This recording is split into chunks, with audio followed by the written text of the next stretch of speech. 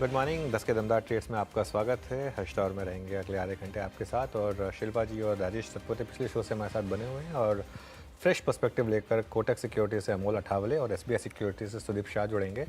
Big market voices में आज हम दो खास मेहमानों से बात करेंगे। सबसे पहले एएसके हेज सॉल्यूशंस के सीईओ वैभव सांघवी से मार्केट आउटलुक पर होगी एक बातचीत। उसके अलावा टेक्निकल ट्रेंड्स पर बात करेंगे मितेश ठक्कर से। कुछ लंबी अवधि के लिए इंडेक्स पर और कुछ स्टॉक स्पेसिफिक आइडियाज़ पर चर्चा होगी। तो ये कुछ ट्रेड्स आपके लिए लाने की कोशिश करेंगे। इस समय हम एक बार जरा मार्केट का रुख करते हैं। बहुत वॉलेटिलिटी है। मिड कैप वापस कोलैप्स हो रहा है। मिड कैप इंडेक्स फिर सर चकरा रहा है अनुज। नहीं, इस तरह के एक्शन को देख it's like sitting on a roller coaster. हाँ हाइस पर हैं तो हाइस पर तो सर चकराएगा थोड़ा सा, और चकराना भी चाहिए। मार्केट वन वे तो नहीं चलेगा। हाँ। लेकिन खैर बैंक निफ्टी अब 51,025 को पार कर रहा है और उसके ऊपर ट्रेड कर रहा है, तो ये एक अच्छी चीज़ है। और अभी का stock of the moment ICICI bank in terms of recovery, जिसने सबसे ज़्यादा लीड किया रिकवरी को वो है आईसीआईसीआई बैंक। उसके अलावा जो स्टॉक्स जहाँ पर इस समय अच्छे मोमेंटम आपको दिखाई देंगे वो है बजाज ऑटो, ऑब्वियसली 2.5% ऊपर, टाटा मोटर्स, कोल इंडिया, हीरो मोटोकॉर्प और रिलायंस। स्टॉक्स जो इंडेक्स में लोस पर हैं वो है टाइटन डे लो पर इस समय 1.5% नीचे, एलटीआई माइंट्री 1.5% नीचे। IT stocks basically Wipro, Infosys, Tech Mahindra, ये सब इस समय लोअर लेवल्स पर। एफएनओ स्टॉक्स की जहाँ तक बात है उसमें टॉप गेनर्स में अगर आप देखेंगे TVS motor, Hindustan aeronautics, Bajaj auto, coal India और InterGlobe aviation, BEL as well, और दीपक नाइट्राइट और बाकी कुछ मिड कैप आईटी स्टॉक्स जो लोअर लेवल पर, और आईईएक्स जो बैन में आया था आज। जी हाँ, तो ये फिलहाल आपके लिए अब तक की स्थिति है। अब मार्केट की ओपनिंग हमने देख ली, वॉलेटिलिटी भी देख ली पहले 1 घंटे की। नया ट्रेड क्या बन रहा है? सुदीप गुड मॉर्निंग, बताइए। गुड मॉर्निंग हर्षदा जी। मुझे लग रहा है कि टू व्हीलर्स में एक आज अच्छा बहुत ही बढ़िया मोमेंटम हमें नजर आ रहा है। टीवीएस मोटर था, बजाज ऑटो है, तो मेरी चॉइस रहेगी बजाज ऑटो पर। बजाज ऑटो में हमने देखा है कि एक बहुत ही अच्छा अपमूव हमने अक्टूबर 2023 से देखा था, 4,500 के आसपास से फिर स्टॉक तकरीबन 10,000 के आसपास चला गया था जून में, बट उसके बाद कंसोलिडेशन देखा गया था पिछले 8 से 10 सप्ताह में। और अब स्टॉक अपना जो प्रीवियस जो स्विंग आई है मेरे हिसाब से 1 डेढ़ महीने पहले का, उसको आज क्रॉस कर रहा है, उसके ऊपर सस्टेन कर रहा है। एक अच्छा बढ़िया ब्रेकआउट नजर आ रहा है, तो मुझे लग रहा है यहाँ पे 10,160-70 के आसपास लेना चाहिए। 10,000 का स्टॉप लॉस रख के 10,400 के टारगेट्स आने वाले 2 से 3 सत्रों में हमें यहाँ पे नजर आते हैं। दूसरा एक स्टॉक है सीपीएसई स्पेस से कोल इंडिया। कोल इंडिया में भी हमने देखा था कि पिछले 4-5 दिन में बहुत ही बढ़िया मोमेंटम नजर आ रहा है। Higher top higher bottom pattern भी बन रहा है, और साथ ही साथ स्टॉक अपना जो प्रीवियस स्विंग हाई है अब उसके एकदम करीब आ चुका है, जो 10-15 दिन पहले का एक स्विंग हाई था 1 अगस्त का। तो मुझे लग रहा है यहाँ पे वीकली चार्ट का यदि मैं एक पैरामीटर रखूं यहाँ पे, तो वहां पे बढ़िया breakout highest level closing level नजर आ रही है यहाँ पे। तो 526 के स्टॉप लॉस से 555 के टारगेट्स के लिए 2 से 3 ट्रेडिंग सेशन में मुझे लग रहा है कोल इंडिया में खरीदारी करनी चाहिए। ओके, कोल इंडिया और बजाज ऑटो, ये हो गई सुदीप की पिक्स इस समय। शिल्पा जी आपने क्या पिक किया फ्रेश इस समय 10 बजे के शो के लिए? मेरा रहेगा बाय हैल में। हैल मुझे लगता है कि अच्छे मोमेंटम में आने लगा है, और यहाँ पे थोड़ा जैसे मार्केट स्टेबलाइज होगा इसमें आपको ज्यादा स्ट्रेंथ दिखेगा। तो 4835-36 के अराउंड फ्यूचर्स में है। अब 4800 का स्टॉप लॉस रखिए। मुझे लगता है 4875 से लेके 4900 के आपके इमीडिएट टारगेट्स आने चाहिए। मेरा दूसरा रहेगा सेल आईजीएल में। आईजीएल अभी ट्रेड कर रहा है बिलो 540, तो यहाँ पे थोड़ा और वीकनेस बढ़ सकता है। तो यहाँ पे लेवल्स ऑफ 520 से लेके 505 आप यहाँ पे एक्सपेक्ट कर सकते हैं। स्टॉप लॉस 540 का रखिए। ओके, तो आईजीएल शॉर्ट और हैल बाय साइड का ट्रेड।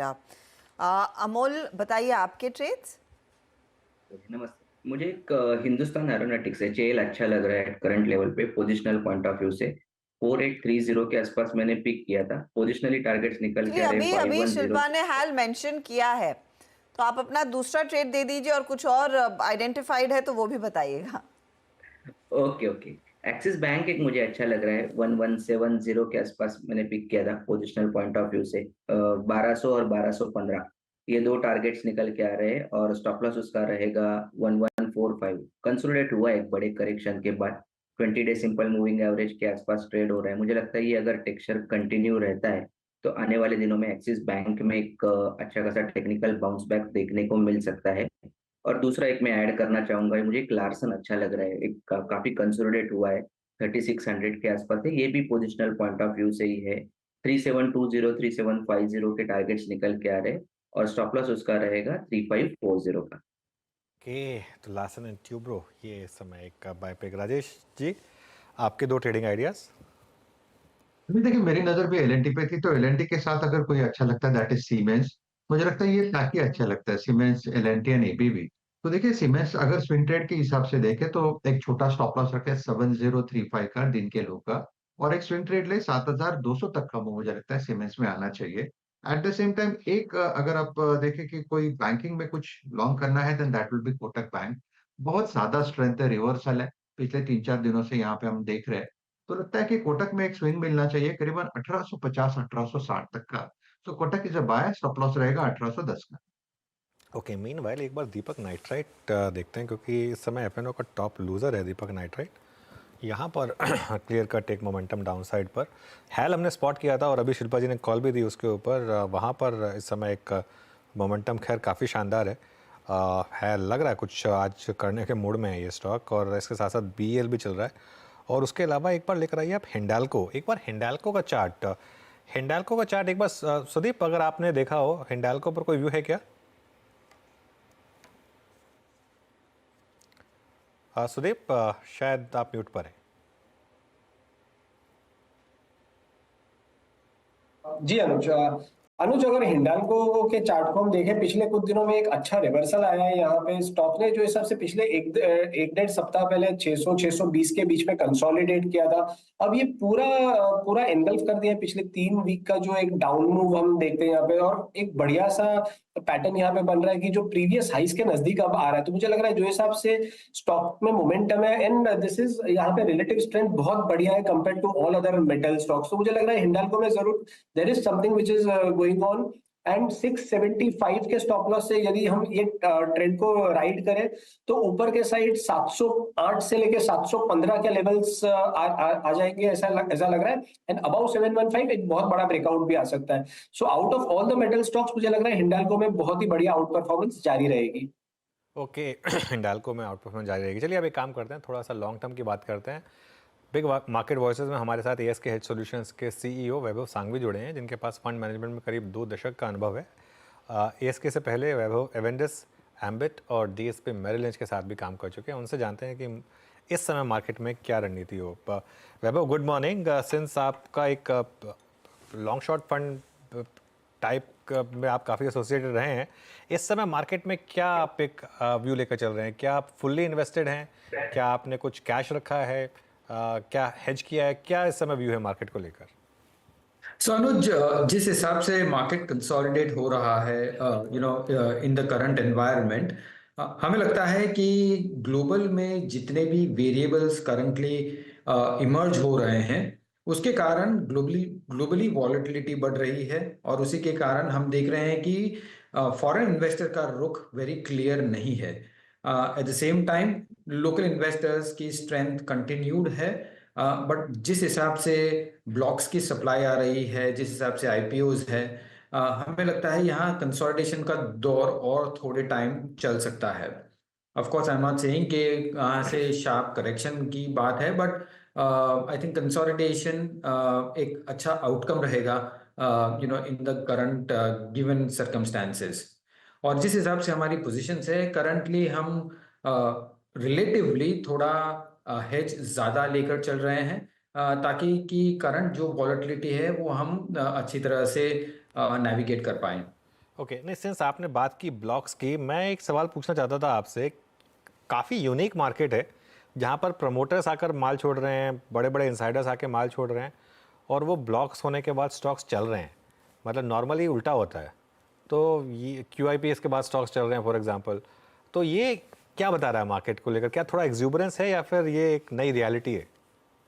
सी आई थिंक जो काफ़ी इन्वेस्टर्स जिनके पास कैश पड़ा हुआ था, एक अपॉर्चुनिटी मिल रही है ग्रोथ कैपिटल में पार्टिसिपेट करने की। ऑफ कोर्स दोनों के नज़रिए बहुत अलग है। अगर हम एक बाजू प्रोमोटर्स या लार्जर का इन्वेस्टर्स को देखें, और दूसरी बाजू probably traders, short term investors, और प्रॉबेबली जो जिसके पास कैश पड़ा हुआ है, उनको जो कंपल्शन है in terms of the deployment as well, वो अलग अलग तरीके से पार्टिसिपेट कर रहे हैं। वैल्यूएशंस को देखें, और ये भी देखें कि जब मोस्ट इन्फॉर्म्ड इन्वेस्टर्स अगर हम सेल कर रहे हैं, तो from a longer term perspective risk reward ratio from a logical sense थोड़ा वीक लगता है। बट मार्केट इफोरिक है, मार्केट में मोमेंटम की कोई कमी नहीं है, इसलिए जितने भी ब्लॉक्स आ रहे हैं आई थिंक अच्छी तरह से फिल हो रहे हैं इन द गिवन सर्कमस्टेंसेस। वैभव, एक सेक्टर जो अब ऑफिशियली मार्केट में अलग तौर पर लिस्ट हो गया है वो इलेक्ट्रिक टू व्हीलर कंपनी ओला इलेक्ट्रिक के लिस्टिंग के बाद ईवी टू व्हीलर स्पेस। लेकिन यहाँ पर जो लेगेसी प्लेयर्स रहे हैं और ख़ास तौर से टीवीएस मोटर, अब एक्सपेक्टेशन तो यही है कि ये भी इनको कड़ी टक्कर देंगे। जिस तरह की पाइपलाइन है, जिस तरह का इन्वेस्टमेंट इन कंपनियों में डाल रखा है, अगर आपने एक अग्रेसिव कॉल लेना हो टू व्हीलर साइड पर और इलेक्ट्रिक व्हीकल वाले बिजनेस पर, आप क्या एक pure play two wheeler EV लेंगे जो एक रीसेंट लिस्टिंग है, या फिर एक लेगेसी प्लेयर जिसने अच्छा खासा पाइपलाइन तैयार की हुई है, बड़े इन्वेस्टमेंट्स कर रहा है और शायद आगे मार्केट गेन भी करेगा? हर्षदा, ये एनवायरनमेंट ऐसा है कि बहुत ही डायनामिक होने वाला है फ्रॉम बिजनेस स्टैंड पॉइंट।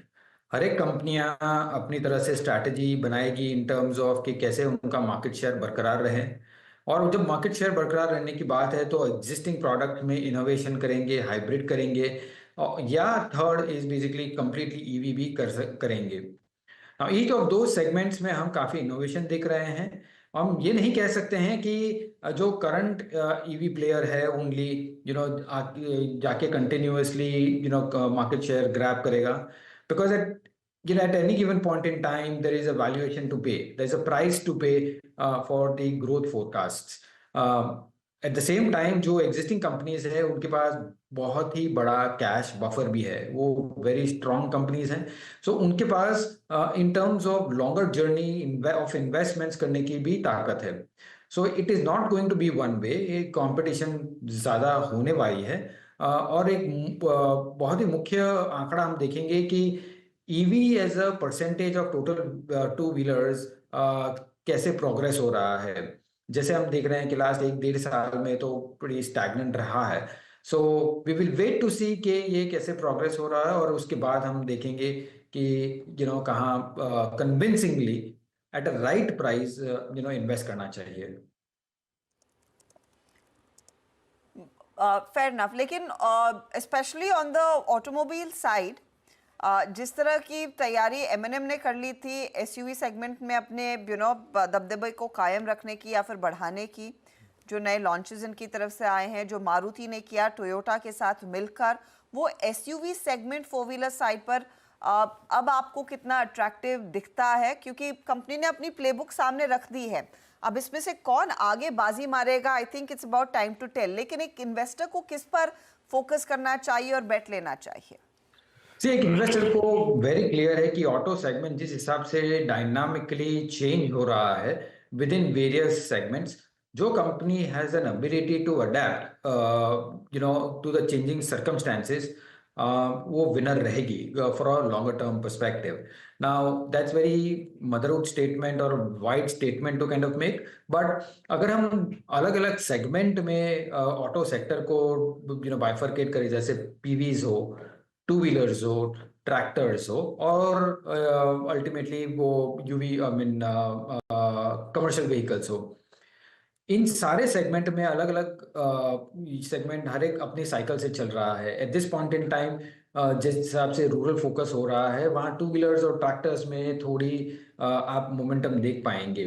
पर from a longer term perspective, जैसे आपने कहा, फ्रॉम अ पीवी साइड, जो भी कंपनी की वाइडर प्रोडक्ट रेंज है across ICE vehicles, across hybrids and EVs, it is a choice कि कस्टमर कहाँ जाएगा along with full product features at the right price, वो मोमेंटम कैरी करेगा। इस हिसाब से हमें लगता है कि जो भी डोमेस्टिक प्लेयर्स है I think have a good leeway, unless कि ग्लोबली कंपटीशन ज़्यादा आए। we'll wait for global players also to come in India. अगर वो आते हैं तो थोड़ा डायनामिक चेंज हो जाएगा from an industry perspective. Market में कुछ बहुत शानदार स्टोरीज रही हैं पिछले 1 साल में वैभव, जैसे ट्रेंट हो गया, उसके अलावा इंडियन होटल्स, कंजम्पशन स्पेस में बेसिकली कई स्टॉक्स हैं जहां पर री रेटिंग हुई है। आपके पोर्टफोलियो में हैं क्या कुछ इस तरीके के स्टॉक्स? क्या व्यू है आपका यहाँ पर? सी कंजम्पशन की बात करें तो let's take both staples and discretionary. और डिस्क्रेशनरी की बात करें, जैसे आपने जो भी सेगमेंट को अल्यूड किया है, हमें लगता है कि वो पूरा segment has been a beneficiary of higher aspirations, higher income levels, और एक एक्सपीरियंस करने की ख्वाहिश, जो उनको हायर एक्सपेंडिचर और वो एरियाज में स्पेंड करने की इंसेंटिव दे रहा है। At this point in time जैसे हम देख रहे हैं कि स्टेपल्स एक अच्छा बास्केट है, जहां कंसिस्टेंसी और बॉटमिंग आउट ऑफ ग्रोथ हम देख चुके हैं। और डिस्क्रेशनरी की बात करें तो डिस्क्रेशनरी में कंज्यूमर ड्यूरेबल्स एक सेगमेंट है जो काफ़ी अच्छा कर सकता है over the next 2 to 3 years। Travel and tourism में हमने देखा है कि लास्ट क्वार्टर में we have seen some amount of pressure both on the average room rates और various other segments on the travel and tourism. So ये segment में हम थोड़ा वेट करेंगे, एक आध 2 क्वार्टर के फर्दर परिणाम आने दीजिए, और उसमें हम देखेंगे कि अगर वो ट्रेंड कंटिन्यू नहीं रहता है और वापस रिवाइवल आता है तो हम देख सकते हैं वो सेगमेंट को।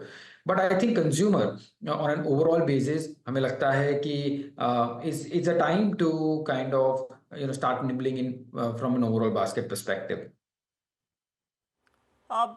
वैभव, आईटी कंपनियां वो क्रूशल रहेंगी कि यहाँ से आगे किस तरह का परफॉर्मेंस देखने को मिलेगा? और मैं ये सवाल इसीलिए पूछ रही हूँ क्योंकि ताज़ा context of course Wyoming Jackson Hole से आज शाम को साफ हो जाएगा कि क्या कोई हिंट आ रहा है सितंबर की रेट कट का, और वो शायद ड्राइव करेगा यूएस मार्केट्स को, आईटी कंपनियों को और ओवरऑल सेंटिमेंट को। यहाँ पर क्या प्री पोजिशनिंग करना शुरू करें? Of course today is the last day and hopefully situation clear हो जाएगी, लेकिन सितंबर ऑनवर्ड्स इन द होप कि वो रेट कट आएगा और वहाँ पर अगर बीएफएसआई सेगमेंट टर्न अराउंड करने लगे तो शायद आईटी कंपनियों की लिए भी और मजबूत order flows. See I think consensus है कि सितंबर में क्वार्टर परसेंटेज पॉइंट का रेट कट आ सकता है। जस्ट फ्यू वीक्स अगो अगर हम देखें, जब निकाय में शार्प फॉल आया था और ग्लोबल मार्केट्स में काफ़ी शार्प फॉल आया था, तो काफ़ी स्पेकुलेशन भी हुए थे कि 25 नहीं 50 बेसिस पॉइंट्स कर सकते हैं, और एक नहीं काफ़ी रेट कट्स भी कर सकते हैं। बट जिस हिसाब से फर्दर कमेंट्री आई है both from the US perspective और जापान से, हमें लगता है कि ग्रेजुअल रेट कट्स होंगे स्टार्टिंग विद 25 बेसिस पॉइंट्स, और वो काफ़ी फैक्टर्ड इन है already. Now from an IT sector अगर हम देखें तो ऑफ कोर्स ये रेट कट्स थोड़े फायदेमंद हो सकती है मीडियम टर्म के लिए। बट सेकेंडली आई थिंक जो दो मुख्य रीजन थे जहां ये सेक्टर बहुत सबड्यूड रहा था, one is the discretionary spend because of the weakening global economy, और दूसरा कि जनरेटिव एआई उसका क्या इम्पैक्ट रहेगा ये कंपनियों पे। हमें लगता है कि ये दोनों फैक्टर जो हम वर्स्ट एक्सपेक्ट कर रहे थे वो नहीं हो रहे हैं। इनफैक्ट जनरेटिव एआई काफ़ी नई बिजनेस अपॉर्चुनिटीज भी लेके आ रही है। सो हमें लगता है कि ये एक सेक्टर है जहां मोमेंटम बरकरार रहेगा। ऑफ कोर्स बीच में करेक्शंस हो सकते हैं, but at every lower level ये सेक्टर बिड अप रहेगा from a medium term perspective. Alright, बहुत बहुत शुक्रिया आज हमारे साथ जुड़ने के लिए वैभव। अच्छा लगा आपसे बात करके एज ऑलवेज। Thank you. चलिए अब थोड़ा आगे बढ़ा जाए। हमारे साथ मितेश ठक्कर जुड़ गए हैं जो लॉन्ग टर्म के लिए हमारे साथ कुछ दमदार ट्रेडिंग आइडियाज़ शेयर करेंगे। Mitesh, good morning. बहुत टाइम के बाद आपसे बात हो रही है, तो पहले तो अच्छा लग रहा है आपको वापस एनबीसी आवाज़ पर देखकर। स्टॉक्स की बात करें इससे पहले एक बार जरा मार्केट के ट्रेंड पर बात हो जाए, निफ्टी और बैंक निफ्टी। आपके हिसाब से अब क्या ट्रेंड बन रहे हैं यहाँ पर? Good morning Anuj. Yes, I think काफ़ी टाइम बाद आवाज़ पे एक अपीयरेंस है, तो आपको उसके लिए खास धन्यवाद। इंडेक्स की अगर मैं बात करूँ तो अनुज, जो हमने जब डिक्लाइन चालू करी थी निफ्टी में, वो थी आई थिंक 1 और 2 अगस्त के बीच में जो गैप आई थी। अभी निफ्टी उसी गैप एरिया के आसपास ट्रेड कर रहा है, और उसको क्लियर करने के लिए उसको सपोर्ट चाहिए बैंक निफ्टी से, जो कि मिसिंग है। तो मैं वेट कर रहा हूँ कि अगर बैंक निफ्टी 51,100 के लेवल्स क्लियर करता है तो शायद थोड़ा मोमेंटम मिलेगा ऊपर की तरफ में। अदरवाइज मीडियम टर्म चार्ट्स काफी पॉजिटिव है, परंतु शॉर्ट टर्म में आई थिंक मार्केट ऐसा लगता है कि स्ट्रेंथ छोड़ चुका है। सो मेरे ख्याल से एक रेंज एक्टिविटी रहने की उम्मीद है, जबकि निफ्टी पिछले कुछ दिनों में अपवर्ड ड्रिफ्ट दिखा रहा है, परंतु अगर ये बैंक निफ्टी पार्टिसिपेट नहीं करता है तो मैं मानूंगा कि 24,900 24,950 के लेवल्स क्लियर करना बहुत डिफिकल्ट होगा और ब्रॉडली एक 500 पॉइंट की रेंज में आ जाएगा। तो 24,900 से लेकर 24,400 की रेंज बन सकती है निफ्टी में आने वाले कुछ दिनों के लिए। ओके, तो ये फिलहाल आपके लिए एक रफ पर्सपेक्टिव हो गया, लेकिन जिस पोजीशन में गुड मॉर्निंग मितेश बाजार है कि आइडियाज आपको कहाँ सेक्टोरली पहले बताइएगा, क्योंकि आपने कुछ स्टॉक्स हमारे साथ शेयर किए हैं, लेकिन जब आप सेक्टोरली मार्केट को टटोलते हैं कहाँ पर आपको ज़्यादा कॉन्फिडेंस दिख रहा है कि इंडेक्स वाइज ज़्यादा पोजीशनिंग है, चाहे वो पीएसयू बैंक्स हो या फिर निफ्टी बैंक की हम बात करते हैं या फिर आईटी की तरफ बात होती है, कहाँ पर आपको ज़्यादा कंफर्ट दिख रहा है कि अगर यहाँ से लीडरशिप आएगी तो 1 2 3 सेक्टर्स पर नजरें होनी चाहिए? Good morning Harshita. जो मुझे सेक्टर्स में खास स्ट्रेंथ दिख रही है वो एक आईटी में है। अगर आप देखें तो इन्फोसिस, टीसीएस ने और अपने all time highs recently clear किए हैं, एचसीएल टेक भी जैसे उसको क्लियर करने की प्रोसेस में है। तो आई थिंक वहां पर मुझे लगता है कि अभी भी काफी मोमेंटम बाकी है। ये हो सकता है कि अगर निफ्टी में थोड़ा सा करेक्शन या रेंज बाउंड मूवमेंट आता है तो 2-4 दिन के लिए स्टॉक्स कुछ पुल बैक का मूवमेंट दिखा दें, उसमें मैं इन स्टॉक्स को बाय करना चाहूंगा। उसके अलावा एफएमसीजी स्टॉक्स में मैरिको, डाबर, एचयूएल कंटिन्यूसली नए हाइज बना रहे हैं धीमे धीमे, परंतु यहाँ पर भी लॉन्ग टर्म चार्ट्स काफी स्ट्रांग है। कोलगेट एक अलग स्टॉक है जो कि काफी टाइम से आउट परफॉर्म कर रहा है, परंतु एफएमसीजी सेक्टर भी मुझे काफी इंटरेस्टिंग लगता है from a trading point of view और इन्वेस्टमेंट पॉइंट ऑफ व्यू के हिसाब से भी। तो आई थिंक ये 2 सेक्टर्स मुझे लगता है कि आने वाले कुछ हफ्तों में लीड करना चाहिए। पीएसयू बैंक्स हो सकता है कि एक ट्रेडिंग मोमेंटम दे दें, परंतु मुझे लगता है कि अभी लॉन्ग टर्म चार्ट्स में यहाँ पे साइडवेज एक्शन का कंसोलिडेशन का प्रोसेस ऑलरेडी चालू हो चुका है, तो यहाँ पर आने वाले कुछ हफ्तों के लिए मैं इनको अवॉइड करना चाहूंगा। अब आपके कुछ स्टॉक आइडियाज हो जाएं फिर मितेश, कौन से स्टॉक्स आपको इस समय चार्टिकली बहुत अच्छे लग रहे हैं? अनुज, मैंने कुछ 4 स्टॉक्स रिकमेंड किए हैं जहां पर कि लॉन्ग टर्म चार्ट्स में एक अपवर्ड ट्रैक्शन देखने को मिल रहा है। पहला स्टॉक जो होगा मेरा वो अतुल लिमिटेड होगा। ये स्टॉक कुछ साल पहले 10,000 के लेवल्स के आसपास पीक आउट हुआ था और बाद में गिरते हुए 5500 के लेवल्स के नीचे गया था। आई थिंक वो पूरा जो डाउनवर्ड ट्रेंड था स्टॉक ने अपना रिवर्स कर दिया है।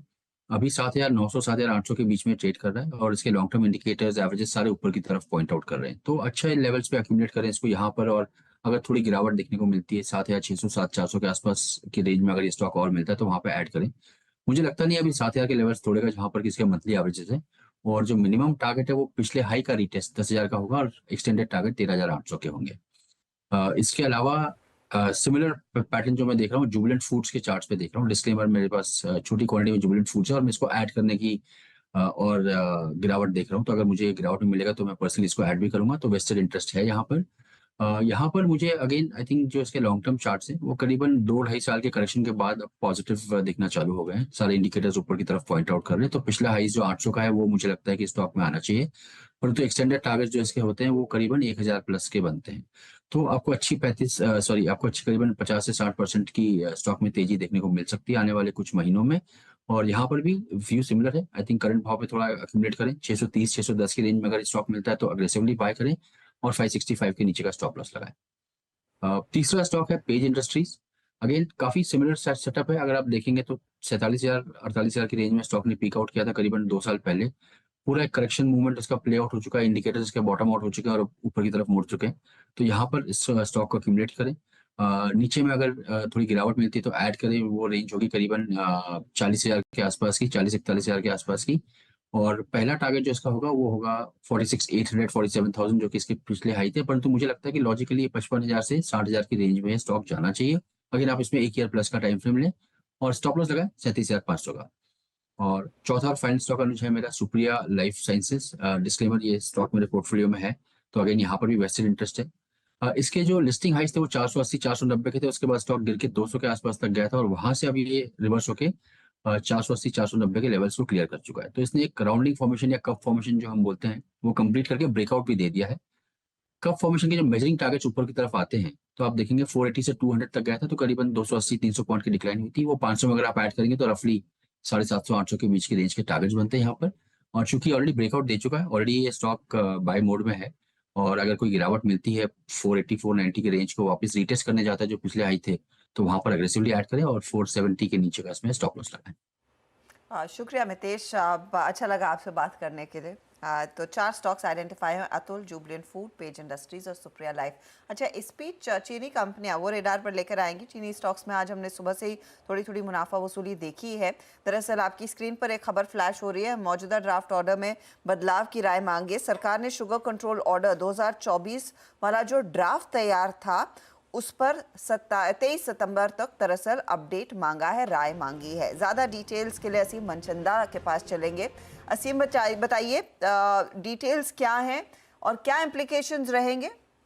देखिए, सरकार चीनी का एक फ्रेमवर्क तय करती है शुगर कंट्रोल ऑर्डर के जरिए, क्योंकि चीनी एक रेगुलेटेड सेक्टर है। तो सरकार इस ऑर्डर के जरिए ये तय करती है कि चीनी का रिलीज कोटा कितना रहेगा, चीनी की मूवमेंट कितनी रहेगी, चीनी की उत्पादन कैसा होगा, बिक्री कैसी होगी, या फिर उसका इंपोर्ट या एक्सपोर्ट कैसे होगा।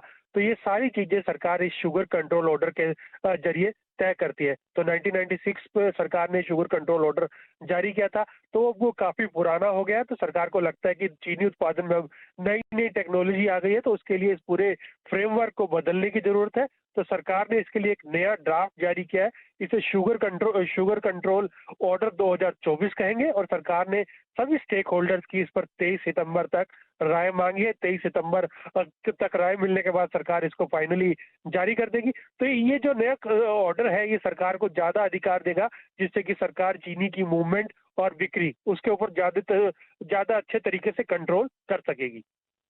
ओके असीम, बहुत बहुत शुक्रिया। तो ये इस समय एक न्यूज़ आती हुई, अब इसका कितना इम्पैक्ट होगा, क्या ये वाकई में एक आगे जाके कन्वर्ट होगा लॉ में, नहीं, ये पता करना पड़ेगा। लेकिन अभी के लिए बलरामपुर चीनी में थोड़ा सा सेलिंग प्रेशर है शुगर स्टॉक्स में। चलिए अब एक काम करते हैं, शो को यहाँ समेट लेंगे और नीरज जी आ गए हैं स्टूडियो में ट्रेडर्स हॉटलाइन लेकर। उससे पहले एक ब्रेक भी लेंगे। Neeraj ji, good morning. Good morning. Market लेकिन संभल नहीं पाया।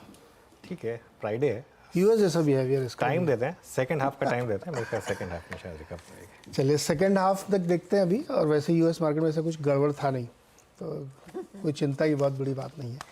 छोटा सा एक ब्रेक, ब्रेक के बाद फिर बातचीत करेंगे आपके सवालों के जवाब की।